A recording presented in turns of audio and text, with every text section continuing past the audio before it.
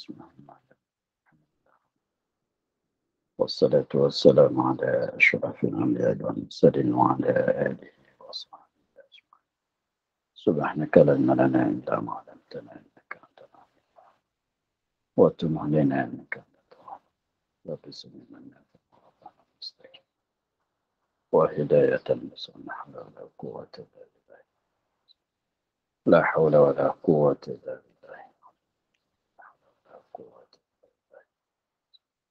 اللهم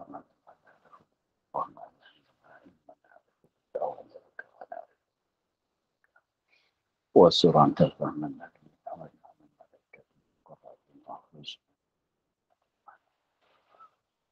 وافتح علينا أبواب رحمتك رحمتك يا رب العالمين. رب اشرح لنا صدرنا ولساننا لا تمن لساننا ويفقه. قال الشيخ المصلح تعالى نفعنا بهم في الدارين.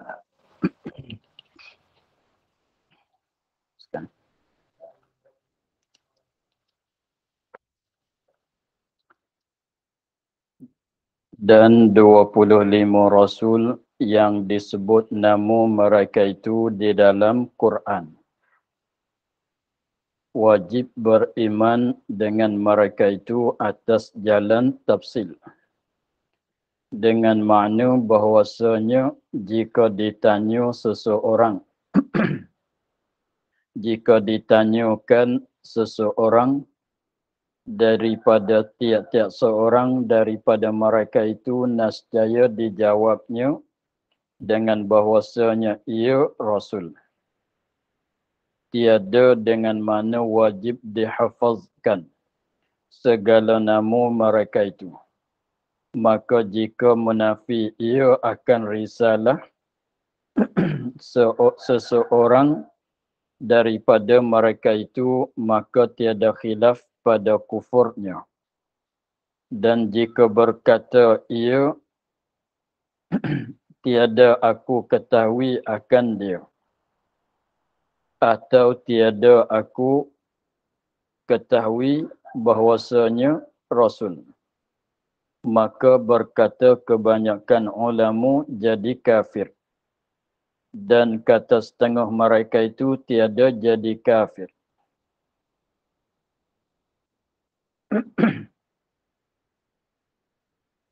Dan 25 Rasul.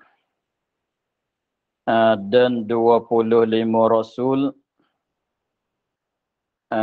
daripada seramai-ramai Rasulnya adalah 25 yang disebutkan nama mereka itu 25. Disebut di dalam Quran. Daripada kalangan Rasul yang ramai-ramainya, Allah Ta'ala ada sebut nama mereka itu di dalam Quran. Setengah tu sebut nama saja. Setengah tu sebut nama serta menceritakan kisahnya. Seperti Nabi Yusuf, Nabi Ibrahim, Nabi Musa, Nabi Isa tu Allah Ta'ala sebut nama serta menyebutkan kisahnya. Tapi setengahnya Allah Ta'ala sekadar sebut nama mereka saja. Maka sebanyak Rasul, bilangan Rasul yang disebut nama mereka di dalam Quran tu adalah 25 orang. Tapi yang disebut nama di dalam Quran tu ada juga yang bukan Rasul. Ada juga yang bukan Rasul seperti Luqman, seperti Zulkarnain, Uzair. Maka itu ada disebut tapi mereka bukan daripada golongan Rasul. Ada sebut seperti Luqman, seperti Zulkarnain, seperti apa dia lagi? Uzair bin Allah, kata sebut Uzairu, maka itunya bukan dia Rasul. Maka Rasul-Rasul yang disebut nama-nama mereka di dalam Quran tu ada 25. Dengan sebab itulah, dengan sebab Allah Ta'ala sebutkan nama mereka di dalam Quran, Jadi tak dapat tidaklah kita kena kenal mereka dengan secara tafsil. Sebab tu dia katanya, dan 25 Rasul yang disebutkan nama mereka itu dalam Quran, wajib beriman dengan mereka itu. Wajib atas mukallaf, wajib beriman, ini wajib atas sekalian mukallaf beriman dengan mereka itu. Dengan mereka itu dengan 25. Beriman tu atas jalan tafsil. Beriman tu atas jalan tafsil. Dengan maknanya yang lain daripada 25, Rasul-Rasul yang lain daripada 25 tu wajib kita beriman juga, hanya atas jalan ijmal. Tetapi 25 ini wajib kita beriman atas jalan tafsil. Macam sifat yang wajib bagi Allah lah. Yang mana sifat yang wajib bagi Allah Ta'ala, kita mesti kena beriman, beraktikad bahwasanya Allah Ta'ala itu bersifat dengan segala sifat kamalat. Wajib kita i'tikad bahwasanya Allah Ta'ala itu bersifat dengan segala sifat kamalat yang tiada terhingga. Tetapi daripada sebanyak-banyak sifat kamalat Allah Ta'ala itu, wajib kita kena mengetahuinya. Daripada sebanyak-banyak sifat kamalat yang tiada terhingga itu, wajib kita mengetahui dengan secara tafsilnya ialah 13 atau 20. 20 atas khilaf. Begitu. Jadi maknanya wajib kita tahu satu-satu ialah 20 atau 13. Itu sifat kamalat bagi Allah. Maknanya 20 atau 13 tu setengah daripada sifat kamalat lah. Tapi wajib kita kena tahu satu-satu.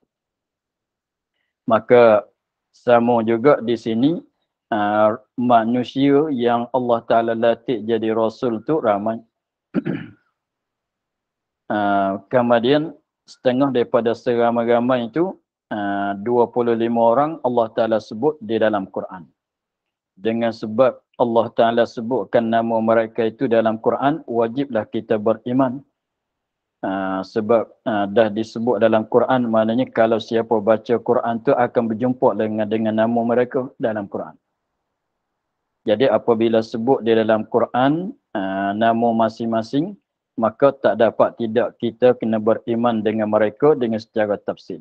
Sebab sekarang maknanya 25 orang ni dah disebut. Kita boleh tahulah siapa tu kita boleh tahu lah. Kita boleh tahulah siapa tu. Adapun yang tak disebut dalam Quran, kita tak boleh tahu katanya siapa lagi. Maka apabila tak boleh nak tahu katanya siapa lagi dengan sebab Allah Ta'ala tidak sebut dalam Quran, hanya kita mesti percaya katanya ada lagi. Ramai lagi yang lain daripada 25 tu, ada lagi ramai lagi. Cumanya sebut 25 tu sebahagian. Begitu.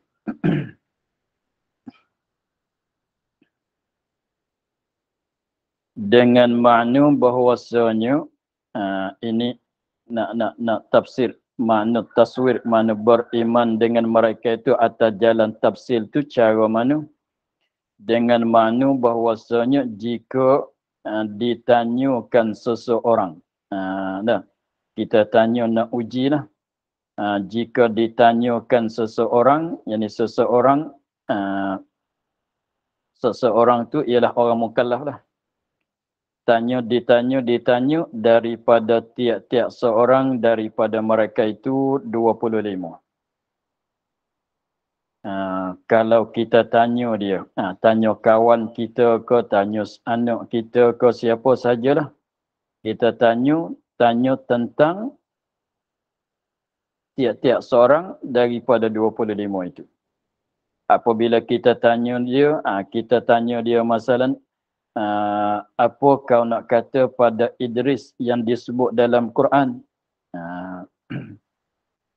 Janganlah Idris yang ada masa sekarang.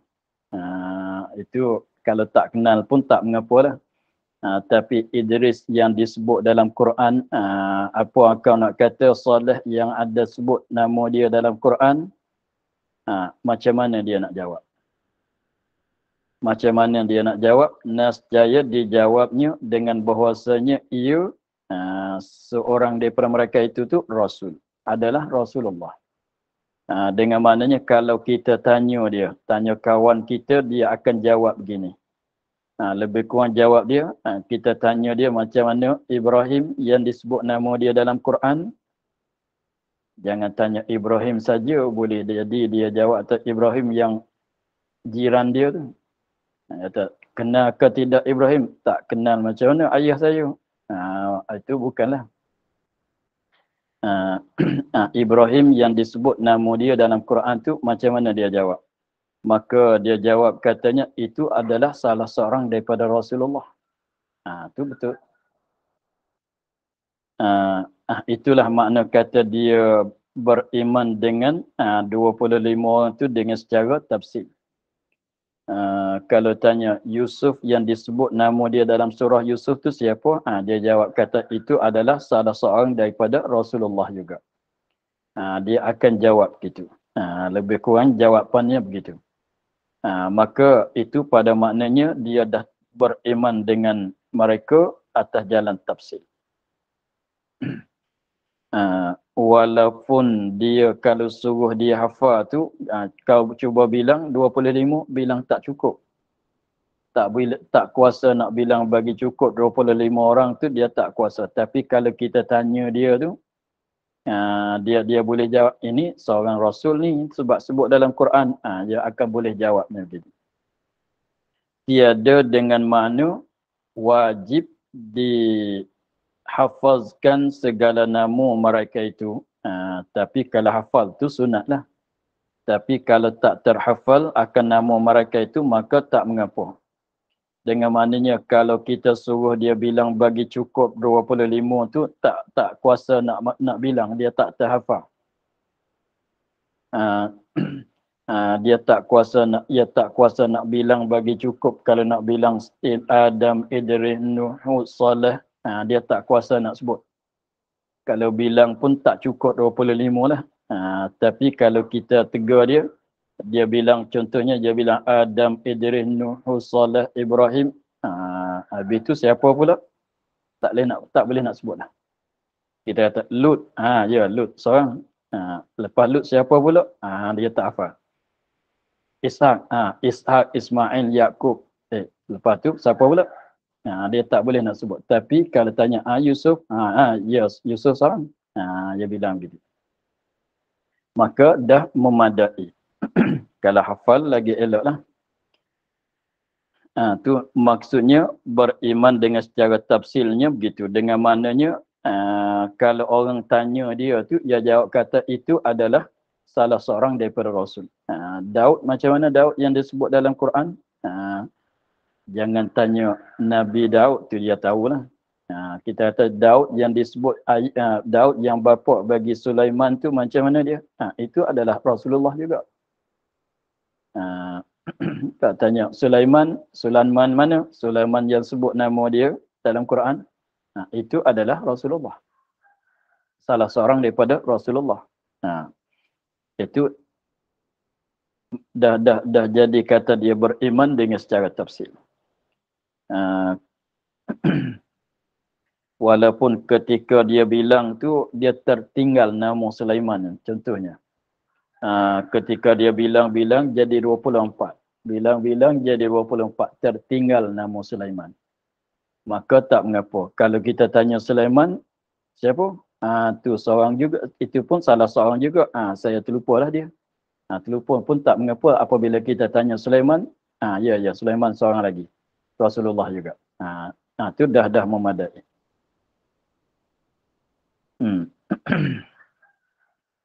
Maka jika menafi, kalau ia jawab macam ni, apa nak kata? Maka jika ia seseorang tadi yang kena tanya tadi, kita tanya sebagai nak uji. Maka jika menafi, ia akan risalah seseorang daripada mereka itu. Menafi, menidakkan. akan risalah, akan jadi rasul. Akan risalah, akan jadi rasul seseorang daripada mereka itu, daripada 25, maka tiada khilaf, ini tiada khilaf ulama pada kufurnya. Tidak ada khilaf, semuanya ulama sepakat katanya kufur. Kalau kita tanya dia, Sulaiman tu yang disebut kisah dia, sebut nama dia dalam Quran tu, siapa dia? Itu manusia biasa, bukan Rasulullah. Dia jawab gitu. Kita tanya Sulaiman, tapi kita dah sebut dah Sulaiman yang disebut nama dia dalam Quran yang bapaknya ialah Daud. Siapa itu? Itu manusia biasa. Itu sekadar raja saja. Raja saja, artinya kalau mengikut orang Yahudi, dia kata Sulaiman tu tukang sihir. Bukan dia Nabi, bukan dia Rasulullah. Maka orang tu tiada khilaf. Tiada khilaf di si ulama bahawa seorang itu dah kufur sebab dia mengingkarkan akan Sulaiman jadi rasul. Padahal wajib kita beriman juga kata Sulaiman masalan itu adalah seorang daripada Rasulullah. Itu tiada khilaf. Pada jadi kufur. Kalau kita tanya Sulaiman siapa? Yata itu manusia biasa, bukan rasul. Itu belum tentu tu. Kalau dia kosak Sulaiman yang tak disebut nama dalam Quran, Sulaiman nenek dia ke masalah, itu tak kufur lagi tu. Betul pula ya. Begitu. Sebab tu kita nak tanya pun tanya bagi jelas lah. Sulaiman yang bapa dia Daud yang disebut dalam Quran, siapa? Maka sekiranya dia jawab katanya itu adalah salah seorang daripada Rasulullah. Iyalah.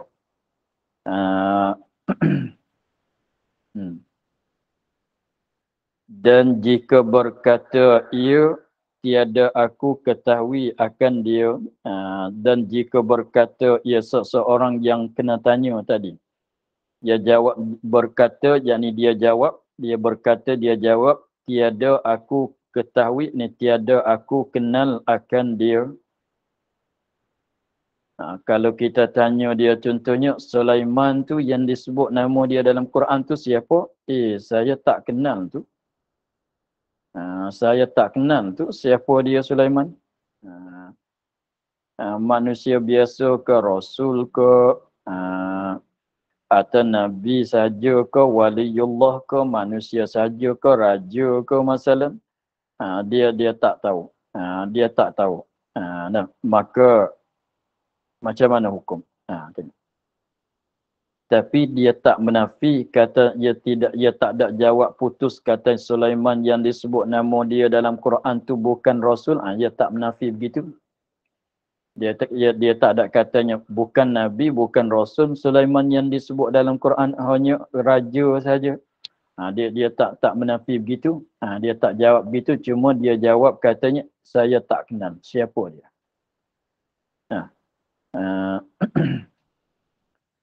Atau ni jawapan yang kedua.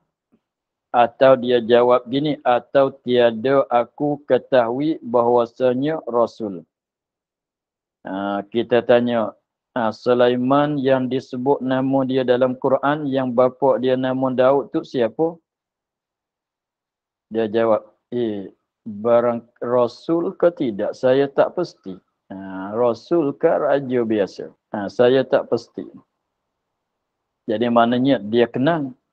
Dia kenal Sulaiman tu. Yang bapa dia jadi ialah Nabi, itu ialah Daud yang jadi raja pada zaman dulu. Tapi dia tak tahu katanya jadi rasul. Dia tak tahu katanya Sulaiman itu adalah seorang rasul. Tentang Nabi Sulaiman jadi rasul juga tu dia tak tahu. Tapi dia kenal Sulaiman bapa dia Daud. Apa tu ada sebut nama dia dalam Quran, dia tahu tapi tak tahu kata jadi rasul.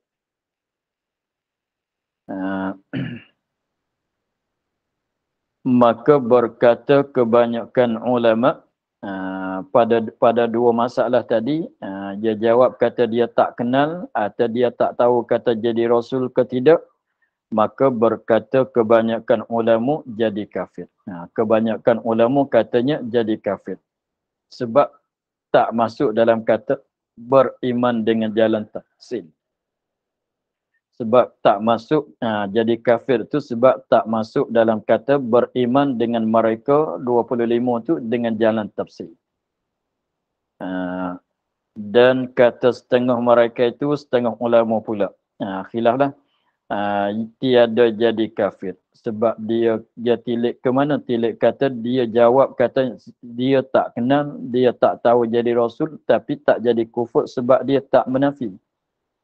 Dia tak menafi, dia tak ada kata Sulaiman tu bukan rasul. Dia tak kata begitu. Cumanya dia tak tahu, dia tak kenal, dia tak tahu kata peringkat Sulaiman tu peringkat rasul juga. Dia tak tahu. Sebab tu setengah ulama katanya tak jadi tu tiada kufur. Hanya fasik. Hanya berdosa lah dia dengan sebab tak kenal. Begitu. Maka pendek katanya daripada 25 tu wajib kita beriman dengan 25 orang rasul yang mana disebutkan nama mereka dalam Quran, yang mana 25 tu sebahagian daripada seramai-ramai rasul. Maka 25 tu dengan sebab dah dijelaskan nama mereka di dalam Quran, maka wajib kita kena kenal seorang-seorang lah. Lepas tu yang lagi, yang tinggal lagi, yang rasul-rasul lagi yang tak disebutkan nama mereka dalam Quran, kita wajib beriman dengan secara ijman. Dengan mana kita katanya lain daripada 25 orang rasul yang disebut di dalam Quran tu ada lagi, ramai lagi. Tapi siapa nama dia, duduk kat mana macam mana dia tu, orang zaman mana, siapa nama siapa dia lagi tu, saya tak boleh tahulah. Tapi ada banyak lagi, ada ramai lagi, tapi saya tak tahu. Kenapa? Sebab tidak disebut dalam Al-Quran. Begitu.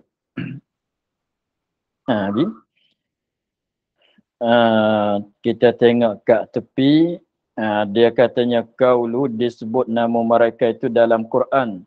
Faidatun segala nabi yang diiktifakkan atas nubuahnya, yang disebut dalam Quran itu daripada zuriyah Nabi Ibrahim. Malaikat 5 orang iaitu Idris, Nuh, Hud, Saleh, Lut. Jadi mulai daripada Nabi Ibrahim sampai kepada zaman Nabi Muhammad tu semuanya berketurunan daripada Nabi Ibrahim ke semuanya. Malaikat Nabi Ibrahim, malaikat Nabi Idris, Nabi Nuh, Nabi Hud, Nabi Saleh, Nabi Lut. Lepas tu Adam tu maklumlah. Maka jadi pendek katanya generasi Rasul yang generasi sebelah bawah daripada Nabi Ibrahim tu, ke bawah daripada Nabi Ibrahim tu ialah anak cucu Nabi Ibrahim ke semua.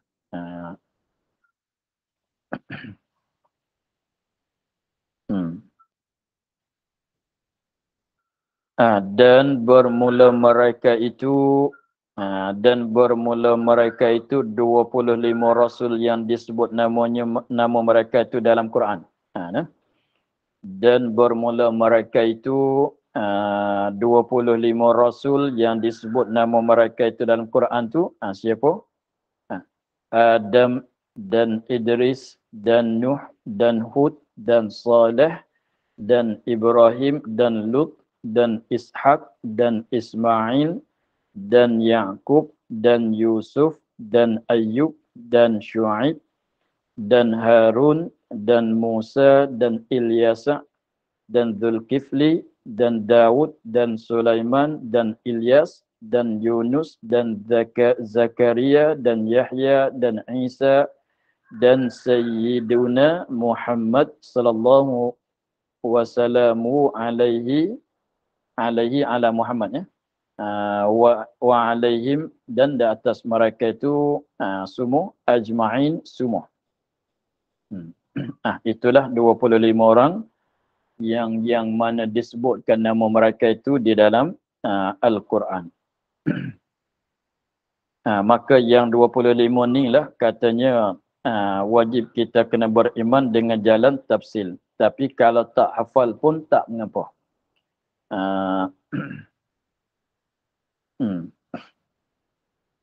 Dan setengah daripada anbiya, ini Nabi sahajalah. Nabi bukan Rasul lah. Dan setengah daripada Nabi dan setengah daripada nabi, setengah daripada yang jadi nabi. Nah, pada kaul yang rajih, Sayyidina Al-Khidri alaihi salam. Yang kita kata Nabi Khidir. Nabi Khidir tu tapi dia khilaf ulama. Setengah pada kaul rajih katanya Khidir itu Khadir. Itu adalah seorang nabi, seorang nabi. Tetapi setengah ulama katanya Khidir bukan dia nabi. Bahkan dia tu waliullah saja. Tapi walaupun waliullah, tapi peringkat dia tu tinggilah. Peringkat wali dia tu tinggilah. Tapi bukan dia nabi. Itu kaum itu muqabil kaum rajah. Tapi kaum yang rajahnya Khidir ni adalah salah seorang daripada anbiya juga. Nah. Dia sebenarnya baca Al-Khidru. Al-Khidru. Khidru. Baca Khidru.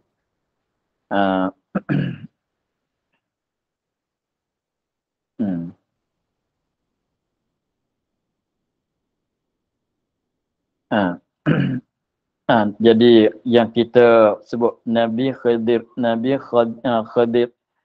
Itu mengikutkan rajah. Dah.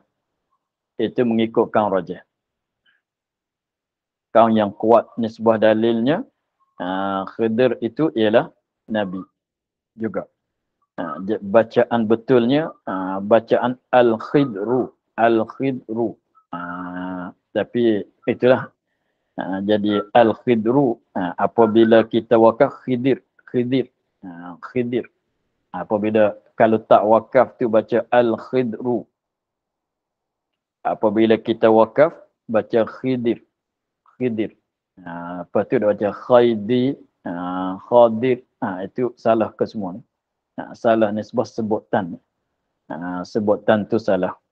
Khidir. Sebenarnya baca Khidir. Nabi Khidir. Dan tiada daripada mereka itu Luqman. Dan tiada daripada mereka itu daripada Anbiya. Maknanya bukan Nabi. Bukan orang jadi Nabi. Dan tiada daripada mereka itu Luqman. Luqman artinya terkenal Luqmanul Hakim. Yang walaupun nama dia sebut dalam Quran tu. Walaupun dia disebut dalam Quran, ada cerita dia dalam Quran sekalipun. Tetapi dia bukan Nabi. Kalau bukan Nabi, bukanlah juga Rasul. Tapi Allah Ta'ala ada sebut nama dia. Wa idh qala Luqmanu libnihi wa huwa ya'izuhu. Itulah yang surah Luqman cerita dia kan. Maka dia ni bukan seorang daripada Nabi, bukan. Dan Dzulqarnain dan Dzulqarnain pun bukan Nabi juga. Dan Dzulqarnain pun bukan Nabi juga. Iaitu Dzulqarnain satu raja yang saleh. Iaitu Dzulqarnain tu satu raja. Mana seorang daripada raja. Dia tu orang jadi raja lah. Raja yang saleh. Daripada bangsa Himyar. Daripada bangsa Himyar. Bangsa Himyar tu zaman dulu tu, kalau sekarang tu sebelah negeri Yaman. Himyar tu terletak dalam negeri Yaman sekarang.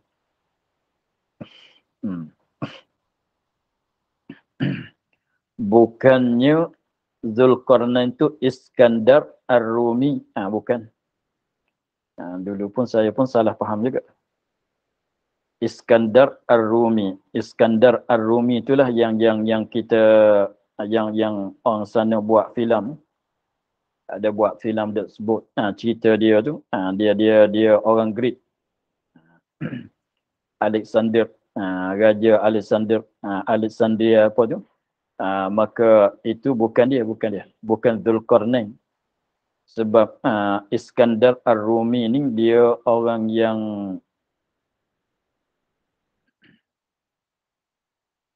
masa antara Nabi Musa dengan Nabi Isa. Nah, Iskandar Ar-Rumi itu masa dia begitu.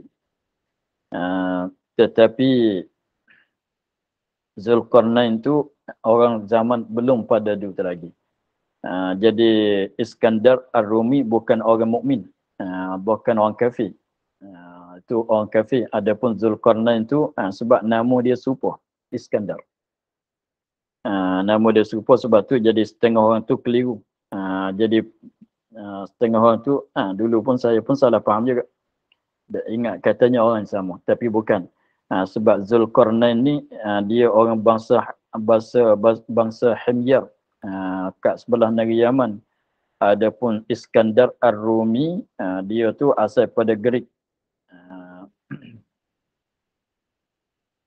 Itu orang lain-lain lah tu.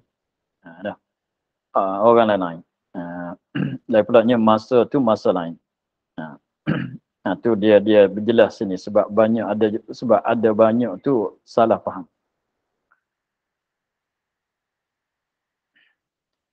Yang mana Iskandar Ar-Rumi itu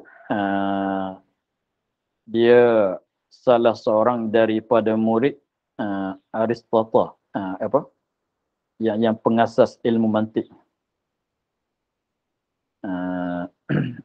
Itu pada zaman tu lah. Bukan maknanya orang lain. Dan setengah daripada mereka itu Khalid bin Sinan. Dan setengah daripada mereka itu daripada Anbiya. Setengah daripada orang yang dinabi itu Khalid bin Sinan. Tapi ini masuk dalam wajib kita kenal dengan secara ijmal lah ni.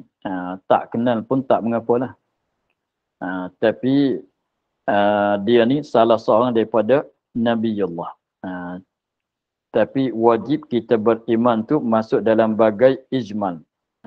Kalau tak tahu pun tak mengapa. Dengan maknanya kalau orang tanya Khalid bin Sinan tu siapa? Dia katanya tak tahu. Tak tahu. Itu pun tak mengapa. Sebab dia masuk dalam bahagian wajib kita beriman dengan jalan tafsil. Dengan jalan ijmal. Tapi sekarang kita dah tahulah ni. Kata dia ni salah seorang daripada Nabiullah.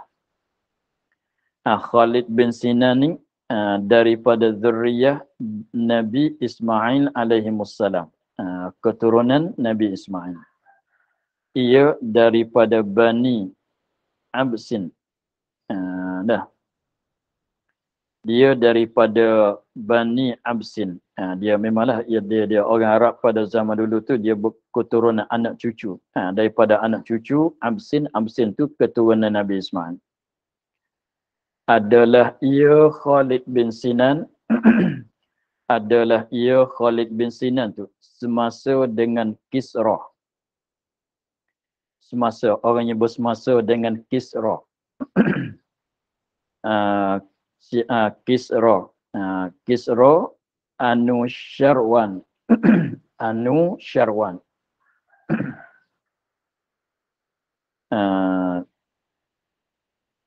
Apa? Anusyarwan. Adalah ia Khalid bin Sinan semasa dengan Kisra Anusarwan. Begitu bukan atau Anusarwan. Kisra pun orang panggil, Anusarwan pun orang panggil.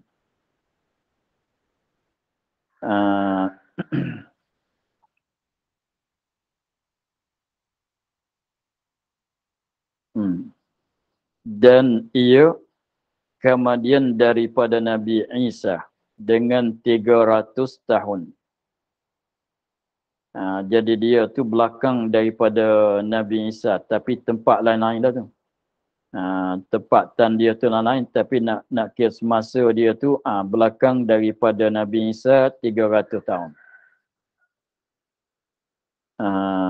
Menyeru ia Khalid bin Sinan akan manusia kepada agama Nabi Isa. Dia menyeru, dia dakwahkan manusia supaya manusia tu mengikut dengan agama Nabi Isa.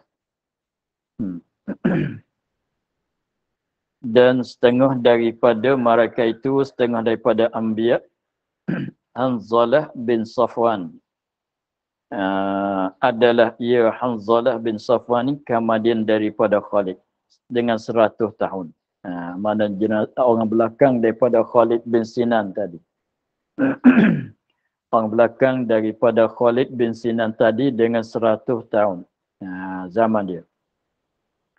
Dan dibunuhkan dia kan Hanzalah bin Safwan tu oleh kaumnya.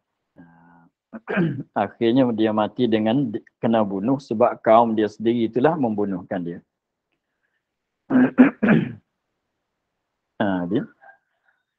Dan wajib i'tikad bahawa nubuwah artinya jadi nabi itu tiada dapat bagi seseorang dengan usaha. Dan wajib i'tikad, wajib atas kita orang mukallaf. Wajib atas kita orang mukallaf beriktikad bahawa nubuwah, apa makna nubuwah? Artinya jadi nabi. Artinya jadi nabi. Itu makna nubuwah. Jangan salah sebut. Kalau bunuwah, kalau nun dulu, nubuwah. Nubuwah jadi nabi. Kalau bunuwah, ba dulu kemudian nun. Bunuwah itu jadi anak. Bin. Bin tu nun, ba dulu lepas tu nun kan. Bin. Kalau bunuwah. Bunuwah jadi anak. Ubuwah jadi bapa. Ubuwah jadi bapa. Bunuwah jadi anak. Mana keadaan seorang tu anak, ubuwah keadaan seorang tu bapa. Sebab tu dia sama. Bentuk lafaz dia tu sama. Satu lagi apa? Ukhuwah. Kesaudaraan. Jadi saudara. Ukhuwah. Itu bacaan sama tu. Bentuk wazan dia tu sama. Ukhuwah, kesaudaraan, mana jadi saudara. Ubuwah, ubuwah, jadi bapa. Bunuh, ba dulu, bin, sebab bin mana anak. Bunuwah, bunuwah, jadi anak. Ada pun sini, nubuwah. Nun, dhammah, ba dhammah, waw, tasydid, fathah. Nubuwah. Apa makna nubuwah? Artinya jadi nabi. Maknanya, tengok. Dia katanya wajib atas kita orang mukallaf beriktikad bahwasanya jadi nabi itulah tiada dapat bagi seseorang dengan usaha. Dengan maknanya tak boleh nak jadi nabi dengan secara usaha tu tak boleh. Nak usaha untuk nak dapat jadi nabi itu tak boleh. Tapi kalau nak usaha untuk nak dapat jadi wali Allah tu boleh. Boleh usaha. Nak dapat peringkat awliya, nak dapat peringkat jadi wali Allah. Boleh lah. Usaha dengan secara membanyakkan amalan. Begitu. Tetapi untuk nak jadi nabi tidak ada, tidak boleh diusahakan walaupun banyak. Tengok.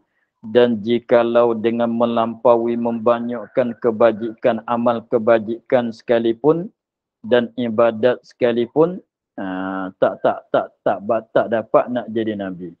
Walaupun dia tu banyak ibadat, banyak amal kebajikan, kuat sekalipun, bersih suci hati dia sekalipun, kuat amalan kebajikan ibadat dia kuat sekalipun, tak akan naik sampai jadi nabi. Mana sehabis-habis tingginya orang kita ni jadi wali Allah. Sehabis-habis tingginya seperti Syekh Abdul Qadir Al-Jailani tu, memanglah waliullah yang tinggi martabah dia, tapi taklah jadi nabi. Taklah jadi nabi. Sebab jadi nabi ni bukan usahaan kita. Bahkan semata-mata kurnia Allah bagi mereka yang dikehendakinya. Bahkan semata-matanya, bahkan jadi Nabi ni, bahkan masalah jadi Nabi ni semata-mata kurnia anugerah Allah, kurniaan Allah bagi mereka, bagi siapa-siapa yang dikehendaki.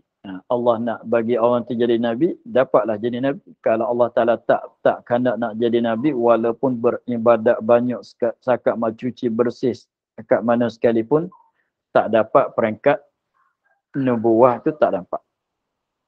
Nah. Itu orang yang tertentu yang dipilih oleh Allah. Tapi siapa yang nak dapat jadi waliullah, tak kiralah lelaki perempuan tu, bolehlah usaha dengan banyakkan ibadat, banyakkan kebajikan, bersihkan hati, bolehlah nak dapat jadi waliullah walaupun orang perempuan sekalipun. Seperti yang waliullah yang termasyhurnya, apa dia, Rabi'ah Al-Adawiyah, yang ada buat anasyid ni, Rabi'ah Al-Adawiyah, itu setengah daripada waliullah, orang yang berzaman Nabi Imam Syafi'i. Orang yang zaman asal dia tu daripada seorang hamba yang dapat merdeka, dan dia kuat pada amal kebajikan dan ibadat sehingga dia tu dapat jadi waliullah. Ceritanya Imam Syafi'i itu ada minta nak kahwin sama dia. Imam Syafi'i itu sebab dia tu orang perempuan yang bagus, yang waliullah. Imam Syafi'i minta nak kahwin dengan dia, dia tak nak. Dia katanya, tak ada masa saya nak taat pada suami sebab saya sibuk dengan taat kepada Allah. Dia jawab gitu. Saya tak ada masa nak taat kepada suami, nak berkhidmat kepada suami itu saya tak ada masa. Sebab saya sibuk dengan berkhidmat kepada Allah, taat kepada Allah.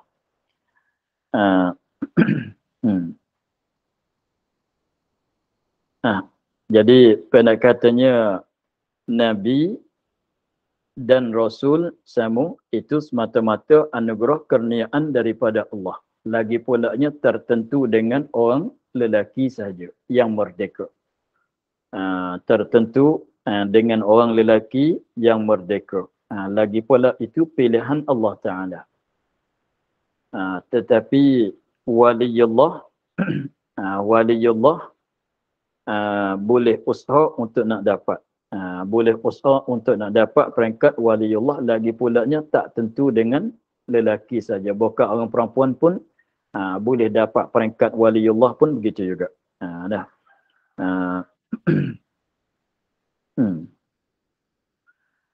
Dan wajib i'tiqad bahawa Allah Ta'ala menguatkan segala anbiya dan rasul dengan beberapa mukjizat.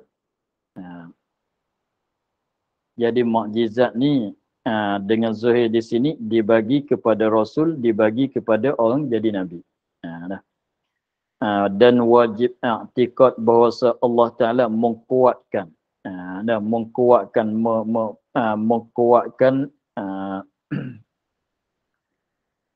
segala anbiya dan rasul dengan beberapa mukjizat, mukjizat yang dizahirkan dia, yang dizahirkan dia, yang dizahirkan dia, yang menzahirkan dia oleh Allah. Yang dizahirkan dia ni, yang dizahirkan dia, yang menzahirkan dia oleh Allah.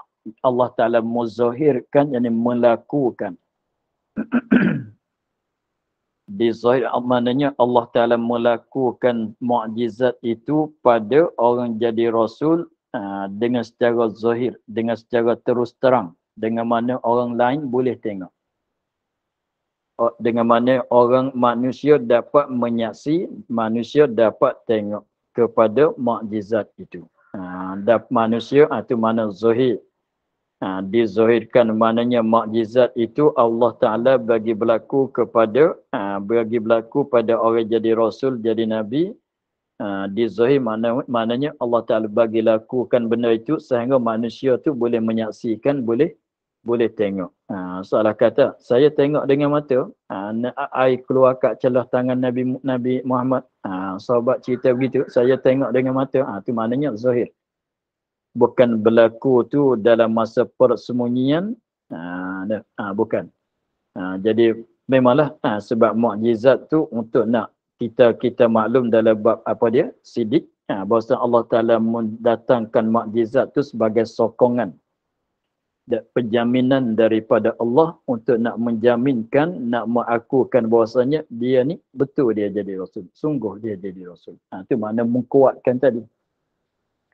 Bagi sokongan, mengkuat, bahawasa Allah Ta'ala mengkuatkan, mana bagi sokongan, membenarkan, mengakukan akan segala Nabi dan Rasul dengan beberapa mukjizat yang zahir, yang dizahirkan dia akan mukjizat daripada mereka itu, daripada Nabi dan Rasul. Memanglah dia kena zahirlah sebab tujuan datang Allah Ta'ala bagi mukjizat berlaku pada orang jadi Rasul, jadi Nabi itu tujuannya untuk nak menjaminkan, nak mengakukan dia ni betul. Yang mana dia kata dia Rasul itu betul. Daripada Allah, Rasulullah betul. Nabiullah itu betul. Bukan dia dusta. Kita maklum daripada sifat sidik. Dah. Jadi maknanya mukjizat tu ialah akuan daripada Allah yang menunjuk di atas benar pengakuan mereka bahawa mereka itu jadi Rasul, jadi Nabi.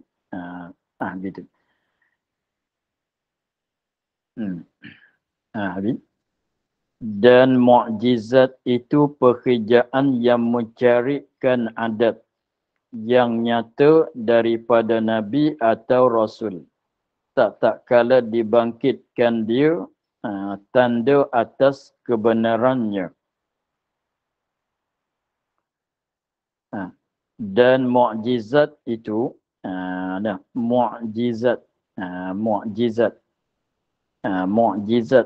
asal makna daripada ajaza, makna lemah. Asal makna lemah, asal mukjizat tu ambil daripada ajaza ya'jizu ajzan, lemah. Lemah. Asalnya begitu. Lepas tu mukjizat ambil pada a'jaza yu'jizu, mana melemahkan orang. Bukan dia sendiri itu lemah, melemahkan orang. Mukjizat, sebab tu dipanggilkan mukjizat sebab dia ni melemahkan orang daripada nak buat macam dia buat. Melemahkan manusia daripada mendatang mengerjakan seumpama dia. Tengok kita cerita Musailimatul Kadzab tu, apabila dengar cerita kata ada berlaku mukjizat pada tangan Nabi, dia pun nak buat juga tapi dia tak mampu buat macam apa yang dibuat oleh Nabi. Sebab itulah dikatakan Quran sebesar-besar mukjizat Nabi Muhammad sallallahu alaihi wasallam. Sebesar-besar mukjizat Nabi Muhammad sallallahu alaihi wasallam. Sebab apa? Sebab manusia tak mampu nak mendatangkan percakapan yang tinggi macam cakapan Quran, tinggi nisbah balaghahnya, tinggi nisbah fasihnya, tak mampu. Nak cakap sama dengan cakapan Quran tu tak mampu. Sebab tu dah dikatakan Quran tu salah satu mukjizat, lagi pula mukjizat yang paling besar bagi Nabi Muhammad sallallahu alaihi wasallam. Sebab mukjizat ni makna perkara yang melemahkan orang daripada nak buat, nak mendatangkan seumpama. Sebab tu kalau kita tengok ayat itu apa dia yang ditambah oleh orang Syiah, yang ditambah yang dibuat ayat Quran tu oleh manusia tu, kalau kita baca tu, kalau nisbah bagi orang pandai ilmu nahwu, pandai ilmu sarah, ilmu balaghah, apa semua tu, pandai ilmu lughah, dia akan terasa katanya ini bukan Quran. Ini bukan Quran sebab dia rasa macam kalau masakan tu tak cukup garam, tak cukup gula, kurang manis, kurang masin. Rasalah macam-macam gitulah. Dia tak rasa macam lemak manis, tak jadi begitu. Sebab tu kita boleh rasa kalau orang biasa dengan bahasa Arab, dengan kaedah-kaedah dia ni, lughah, maka dia akan terasa. Sebab ada pernah baca tu satu surah apa ni, nama dia, yang ditambah oleh orang Syiah dalam Quran. Bukan. uh, orang Syiah tambah, maka itu kalau kita baca tu memanglah rasa macam tak lemuk manis lah. Tak macam Quran. Begitu. Sebab apa makna mukjizat kembali di sini, dan mukjizat itu pekerjaan, yakni perkara-perkara yang mencarikan adab. Maksud mencari itu mukoyokkan, mencarikan adat dengan maknanya berlaku dianya tidak mengikut adat. Berlaku dianya tidak mengikut adat. Kalau kita nak panggil dengan secara senangnya, berlaku dia tu adalah mustahil pada adat. Tapi harus pada akal lah. Nak cerita benda yang mencarikan adat tu, benda yang tidak seperti adat tu, macam katanya pokok durian berbuah jadi rambutan tu. Pokok durian sampai masa pokok tu pokok durian, tapi masa dia berbuah jadi buah rambutan, jadi berambut tak jadi berduri, katanya.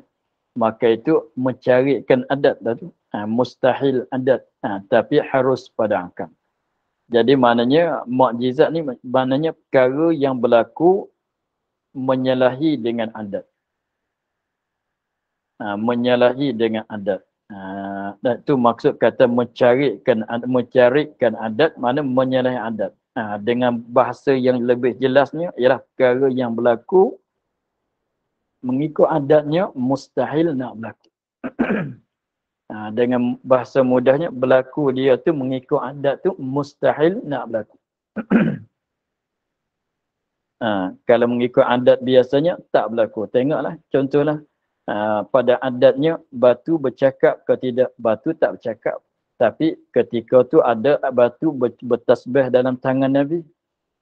Pada adat tu tangan kita manusia ni, pada adat ada keluar air ke tidak kat celah jari kita, adat tak keluar. Bukan payung. Maka ada keluar, itu tak, kalau mengikut adat tak keluar kan. Tapi Allah Ta'ala bagi keluarkan air daripada kat celah tangan jari Nabi. Itu dikatakan mencarikan adat. Maksudnya kita faham gitulah. Maknanya perkara-perkara yang berlaku dia tu menyalahi dengan adat. Mana mustahil pada adat nak berlaku. Tapi walaupun mustahil pada adat, tapi harus pada akal. Setiap benda yang harus pada akal, Allah Ta'ala kuasa kesemuanya. Yang nyata, yang berlaku-berlaku. Yang nyata, yang pekerjaan yang mencarikan adat itu, yang nyata, yang berlaku daripada Nabi. Mana berlaku di orang jadi Nabi. Atau Rasul. Mana berlaku benda itu, berlaku di orang jadi Rasul. Kita faham di sini bahasanya kalau perkara menyalahi adat, perkara yang mencarikan adat tapi berlaku nyata, berlaku pada orang yang bukan Nabi, bukan Rasul, maka tak dipanggilkan mukjizat. Tak dipanggil kata mukjizat. Kalau berlaku, dia berlaku pada orang yang bukan Nabi, bukan Rasul. Seperti berlaku perkara yang mencarikan adat seperti berjalan di atas air, terbang di atas udara manusia ni. Kalau berlaku pada orang yang bukan Nabi, pada Rasul, kalau orang itu banyak ibadat pada Allah, kita panggil karamah. Maka karamah yang berlaku pada awliya tu memanglah perkara yang mencarikan adat juga tu. Perkara yang menyalahi adat juga, perkara yang mustahil pada adat. Manusia ni biasa kalau masuk dalam air tenggelam. Tapi dia boleh berjalan di atas air walaupun air begitu lembut sekalipun, dia boleh mampunya berjalan. Itu menyalahi adat. Tapi yang berlaku tu tengok orang yang berlaku. Berlaku di siapa? Tengok dia berlaku. Walaupun dia mukjizat dengan karamah tu, dia sama di mana? Dia sama di mencarikan adat. Itu sama. Itu sama. Tetapi tak panggil mukjizat kalau tak berlaku di orang jadi Rasul, jadi Nabi. dia tak panggil mukjizat. Perkara yang mencarikan adat tak panggil mukjizat, melainkan yang berlaku di orang jadi nabi, di orang jadi rasul. Dengan mana kalau berlaku di lain daripada nabi dan daripada rasul, kita tak panggil mukjizat walaupun benda tu mencarikan adat, mustahil adat, menyalahi adat sekalipun. Begitu.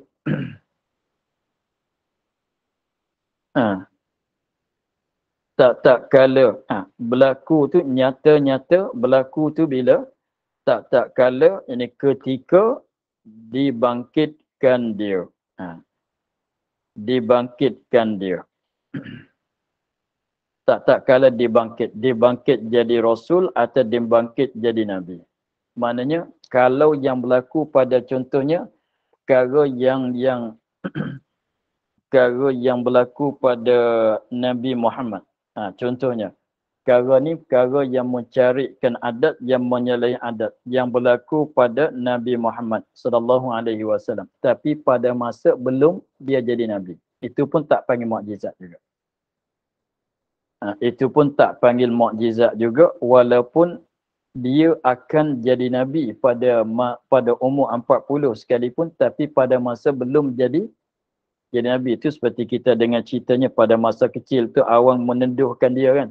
Maka itu bukan mukjizat juga. Maknanya tak dipanggil mukjizat.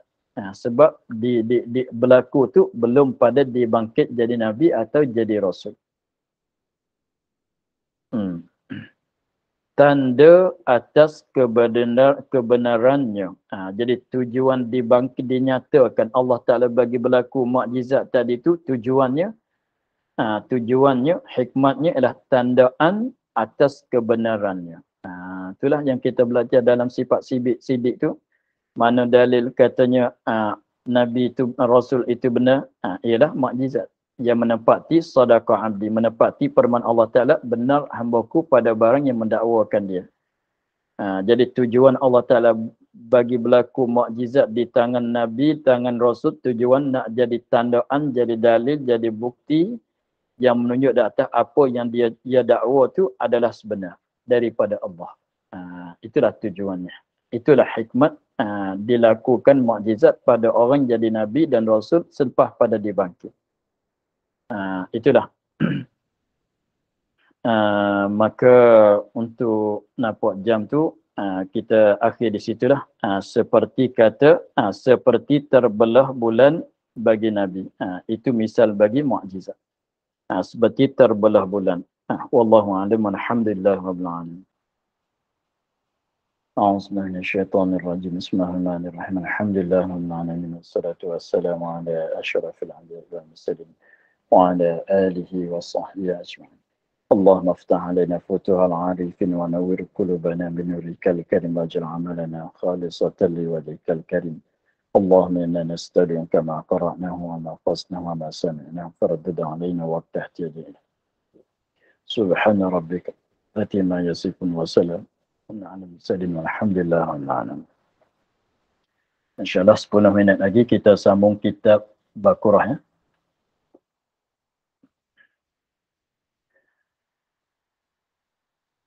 Assalamualaikum warahmatullahi wabarakatuh.